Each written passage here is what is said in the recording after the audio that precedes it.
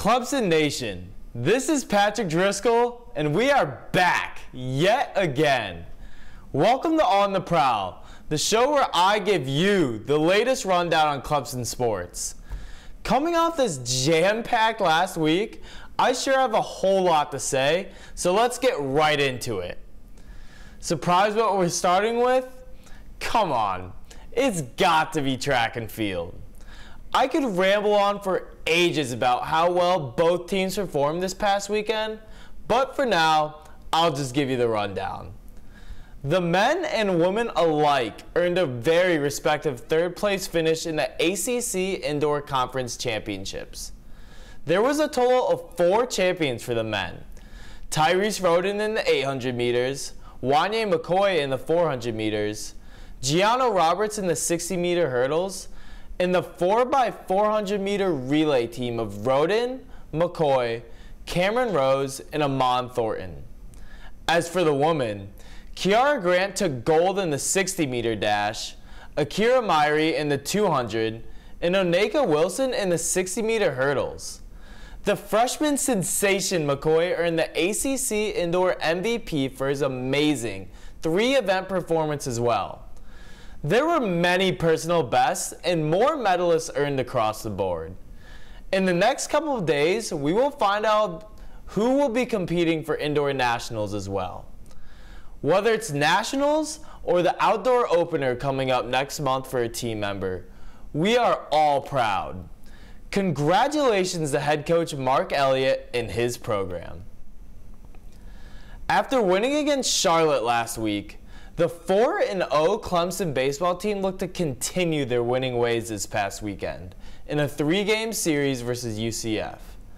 Unfortunately, Clemson's 13-game winning streak at home was broken at the hands of the Knights, as it was just a tough series overall for the Tigers.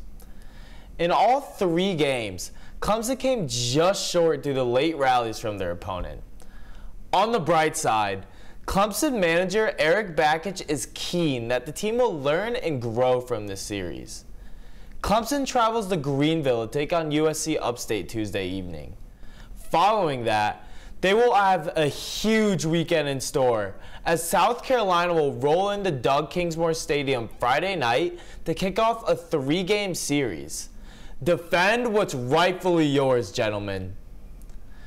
After a heartbreaking 1-0 defeat versus Tennessee last Saturday, Clemson looked to end their weekend with a big-time bounce-back Sunday versus Michigan State. And that is exactly what the softball team did. They knocked off the Spartans in a shortened 5-inning victory, winning 8-0.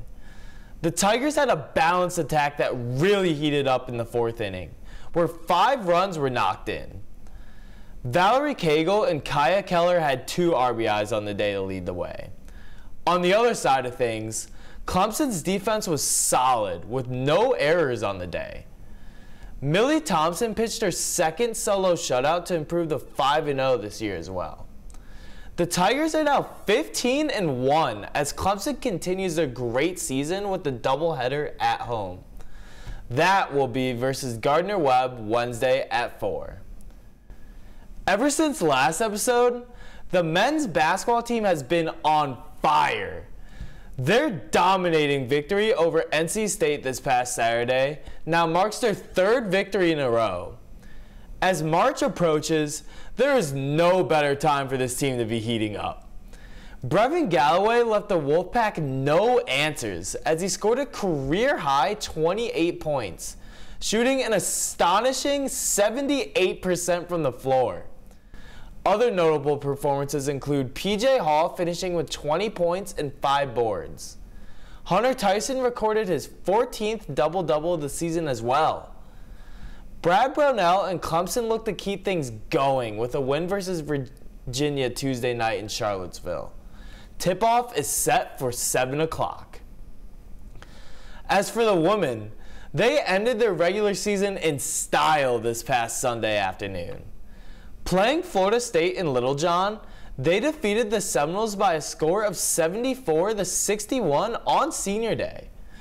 A great stat to know is that this is the first time Clemson has been 2 top 25 seasons 25 teams in one season since 2001.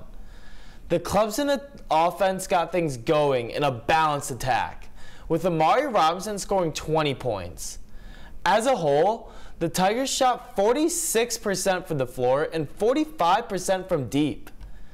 It is now tourney time for Clemson, as they will be traveling to Greensboro for the opening round of the ACC tournament. Tip-off is slated for 3:30 versus Pittsburgh Wednesday. Best of luck. While the result was not what Clemson wanted, the in-conference debut for the women's lacrosse team sure was special. This past Saturday, Clemson hit a flight to the Midwest to take on the Notre Dame Fighting Irish to open up conference play. In a back-and-forth battle, the Tigers fell just short, losing by a score of 12-9.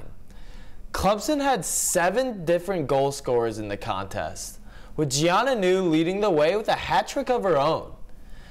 Goalie Emily Lamparter had quite a performance in her first full game as a Tiger, with 16 saves in the match. Clemson looks to make another statement in the ACC with a matchup versus the University of Virginia Friday afternoon. First draw will be live from Charlottesville at 5 o'clock. Despite numerous weather delays and even a switch to indoor play, that did not stop the men's tennis team from defeating UNCW 3-2 this past Saturday. Along with injury problems, this victory shows how tough this men's team is when it comes to battling adversity. Clemson kicked things off on the right note with 2 doubles victories thanks to the pairs of Nini Dika and Max Smith, along with Trey Stinchcomb and Matt Pitts. Despite UNCW being rewarded an automatic point in singles play due to injury, Pitts kept up his strong play with a victory. Even with slow starts, Dika and Stinchcomb took more victories on the singles side. Lastly, Spencer Whitaker rounded things off with a W. It is now time for the men's tennis team to begin conference play Friday evening, where they will play NC State at Duckworth at 5. After a spectacular come-from-behind victory versus Louisville this past Saturday, the 11-1 women's tennis team was hungry for more as they battled Notre Dame the day after. Sunday did not go as well though, as Clemson dropped the match 4-1 versus the Irish. Samantha Boex picked up the lone victory in singles play. Head coach Amy Sargent is adamant that the women will bounce back from this though, and I am sure they will. Clemson continues their road affair, where they will face 2 tough in-conference foes this weekend. First serve versus Wake Forest is set for 5 o'clock Friday, then Sunday's match versus NC State will start at noon. Best of luck, ladies. To end things off, it is now time for the Athlete of the Week. This was such a tough decision for me to make, but I think it has to be track and field's very own, drumroll please, and that is sprinter Wanye McCoy. The freshman took home 3 medals from the ACC championships this past weekend, 2 golds and 1 bronze. Like I mentioned earlier, that performance had him bring home the ACC MVP award back to Clemson. Want to hear something unreal? McCoy's historic 400-meter run was the first time he ran the event since high school.